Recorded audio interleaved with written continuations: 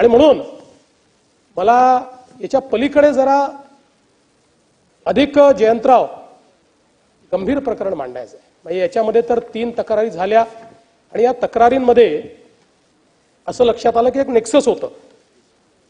ही जी काही महिला आहे त्यानंतर तुषार खरात नावाचा एक तथाकथित यूट्यूबर आहे तो, आणि असे काही लोकांचे नेक्सस आपल्याला त्या ठिकाणी पाहायला मिळालं. याच्यामध्ये 3 तक्रारी झाल्या. पहिली जयकुमार गोरेंनी केली, त्याच्यामध्ये मी सांगितलंच आहे आपल्याला की काय घडलेलं आहे. दुसरी तक्रार जी आहे ती विराज रतनसिंग शिंदे यांनी त्या ठिकाणी केली की ज्याच्यामध्ये परत अशा प्रकारचा हा जो गुन्हा आहे त्या गुन्ह्याच्या संदर्भातली आहे. आणि तिसरी तक्रार तळबीड पोलीस स्टेशनमध्ये उमेश मारुती मोहिते यांनी केली. कारण ही जी महिला आहे ही सरसेनापती हंबीरराव मोहिते यांच्या घराण्याची आहे वगैरे अशा प्रकारचा जो खोटा प्रचार करण्यात आला त्याच्या विरुद्ध ही तक्रार त्याच ठिकाणचे उमेश मोहिते यांनी केली. आणि एक तक्रार फिर्यादी शेखर पाटोळे यांनी केली की ज्या तक्रारीमध्ये त्या ठिकाणी 2 इसमांनी त्यांना लाथाबुक्क्यांनी मारून हार्ड डिस्क हिसकावून घेतली वगैरे अशा प्रकारच्या 4 तक्रारी या ठिकाणी झाल्या. आणि मग याच्यामध्ये 3 लोकांना अटक झालेली आहे. एक ती महिला आहे, दुसरा हा रिपोर्टर तुषार खरात आहे आणि तिसरा एक अनिल सुभेदार आहे. आता या सगळ्यांचं जे काही या सगळ्यांनी मिळून हा कट रचला याचे सगळे पुरावे सापडले. यांचे व्हॉट्सअप कन्व्हर्सेशन सापडलेले आहेत, यांचे 150 फोन आहेत ते फोन सगळे सापडलेले आहेत आणि कशा प्रकारे कट रचला हे लक्षात आलेलं आहे. पण दुर्दैवाची गोष्ट पुढची आहे.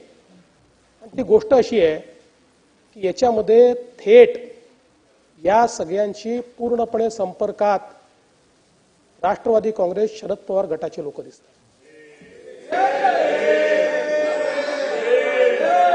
पुराव्यानिशी सांगतो, पुराव्यानिशी या ठिकाणी प्रभाकरराव देशमुख थेट याच्यामध्ये 100 वेळा या 3 आरोपींशी बोललेले आहेत आणि व्हिडिओज त्यांच्याकडे गेले आहेत, त्यांच्याकडनं उत्तर आलेलं आहे.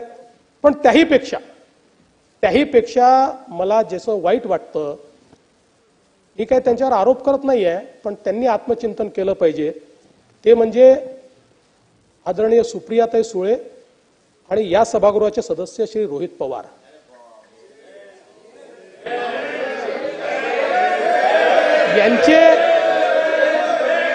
यांचे कॉल्स तुषार खरात आणि यांच्या विरुद्ध जे व्हिडिओ केलेले आहेत ते व्हिडिओ केल्यानंतर त्यांनी यांना पाठवले आहेत.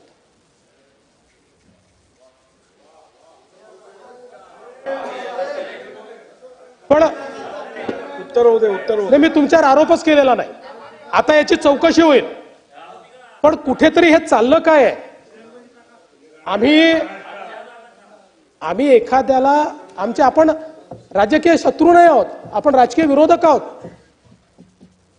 पण अशा प्रकारे कोणाला जीवनात न उठवून टाकायचं अशा प्रकारची कॉन्स्पिरसी जर या ठिकाणी होत असेल तर हे चुकीचं आहे. आणि म्हणून 100%